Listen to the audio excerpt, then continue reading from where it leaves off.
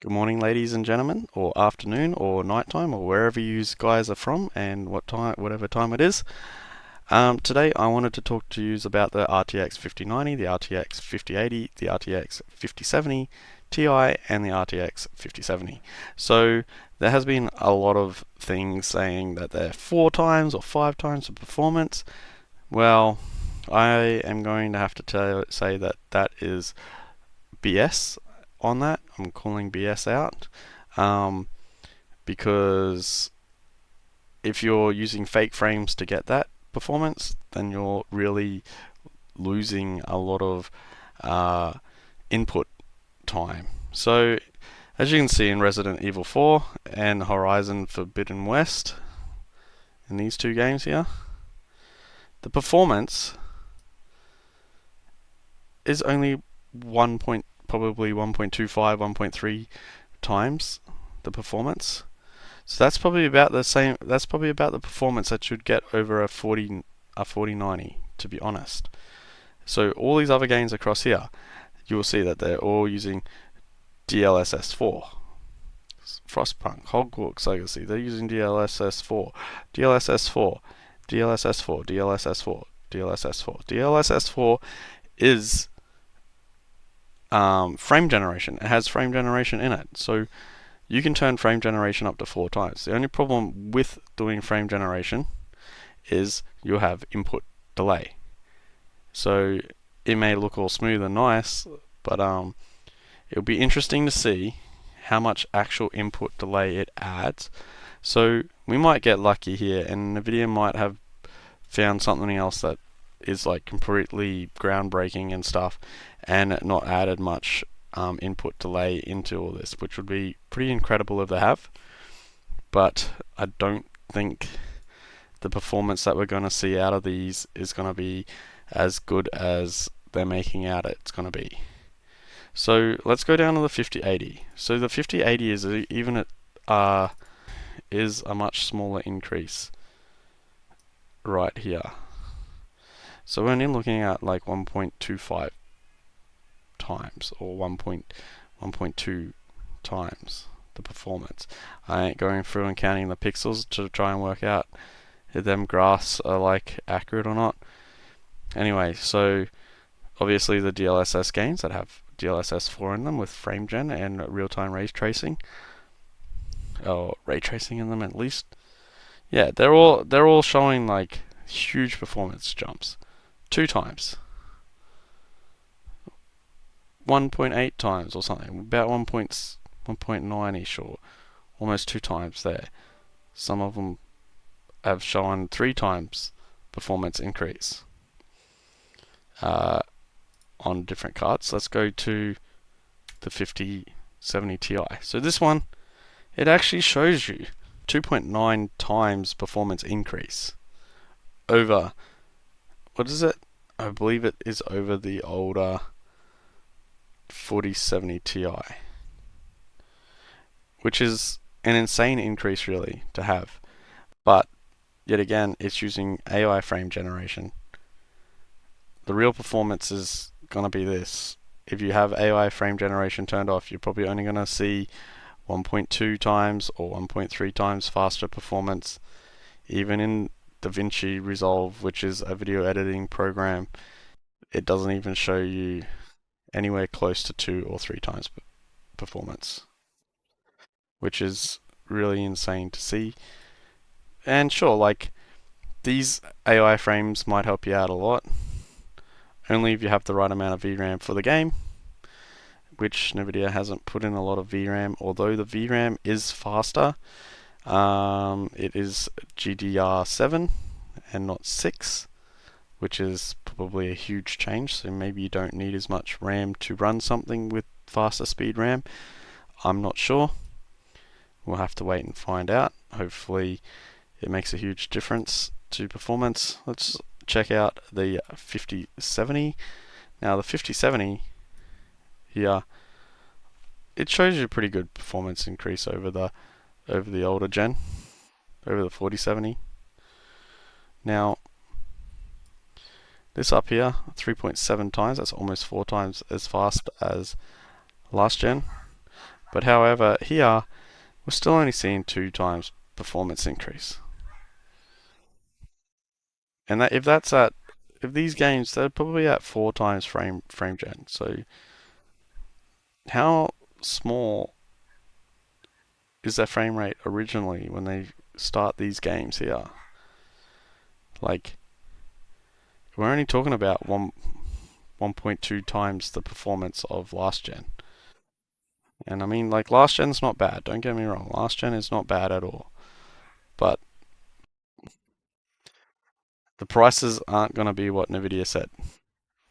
So the prices for this one is not going to be 549. We're probably looking at like $1,000 in Australia for that one at least. And then for this one, it's probably going to be like 2 grand. And then if you want the 5090, it's going to cost about 4 grand in Australia. So I don't know about other countries, but I'm just going to go off prices in Australia. Now, I could be wrong, but I don't think so. Now, these are all the games that are supposed to be with DLSS 4.0, which is huge, huge amount of games. Some of these games need it, like Indiana Jones probably needs it. Um, the finals, I don't know why the finals would need it, because the finals is a fast-paced shooting game. So putting in fake frames and that doesn't really make a lot of sense to me. But like other games like Wukong, yeah, that probably needs it. Wukong and obviously Star Wars Outlaws because Ubisoft doesn't know how to make a game anymore. Yeah, that's gonna need it. And there's a few games in there that would see a relative performance jump in there. Look, they even got Minecraft in there. That would be interesting to see how many frames you can get in Minecraft once you turn on frame gen and everything like that. Alright, so what have we got down here? It's stream speed. Yeah, so we can see up to that's almost like 10x the performance. Okay, but most of that's done by the AI generation of frames. So you're going from 28 FPS to a 242. All right, but how much I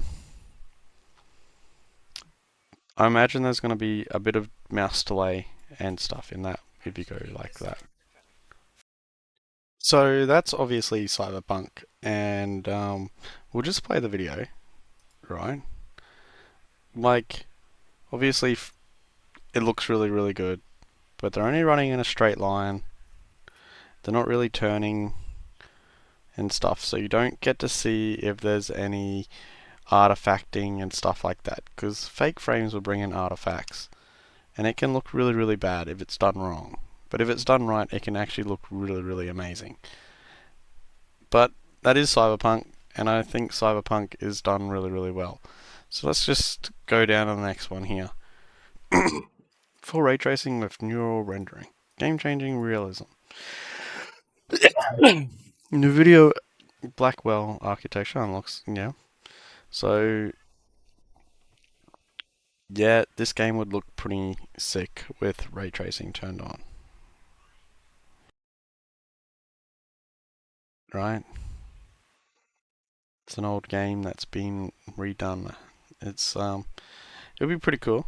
I mean, I'd play it again if I had ray tracing on it. All right, so this is where I'm talking about latency. Okay, so I don't know. This is a new thing that they're bringing in, complete at warp speed.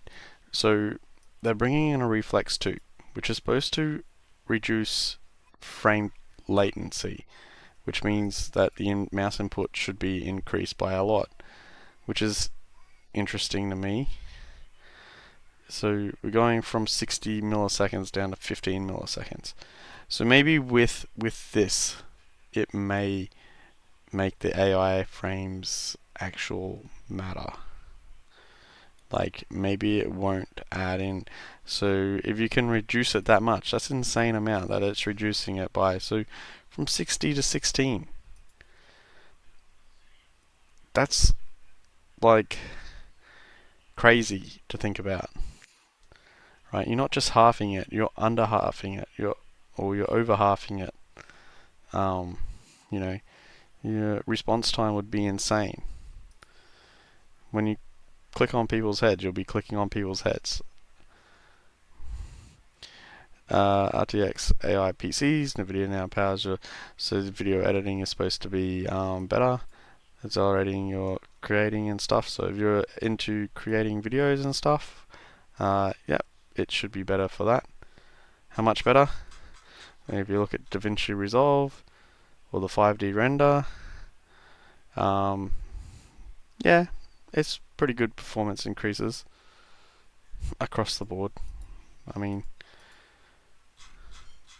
video editors don't always see huge performance increases like games do. And then your additional benefits, your studio and everything else. So if you don't have a Nvidia card, you can soon get one. Yeah, so GDR7 is the new speed that they're on. So 5070 with its 12 gigabyte card, I don't think 12 gigabytes is going to be enough, especially if you're running at 4K. 16 should be adequate. 32 is like, you don't need 32 at the moment, but 32 would be nice to have if you can afford it. And the encoders as well. So the encoders are great and the decoders are great for streaming or rendering. Yeah. But other than that, that pretty much wraps it up. So look, here's the 5090 in AUD price. So my estimate of $4,000 was pretty close, and $2,000 is pretty close for the 5080, and for the 5070 it's going to be 1,200 or 1,100, and for the 5070 Ti it's 1,500. So yeah, I was pretty bang on the ball with that, but that's alright. Anyway guys, if you enjoyed this video, give us a good old thumbs up, hit the subscribe button, and I will see you again. If you like this video enough, I might make more like this. Thank you and goodbye.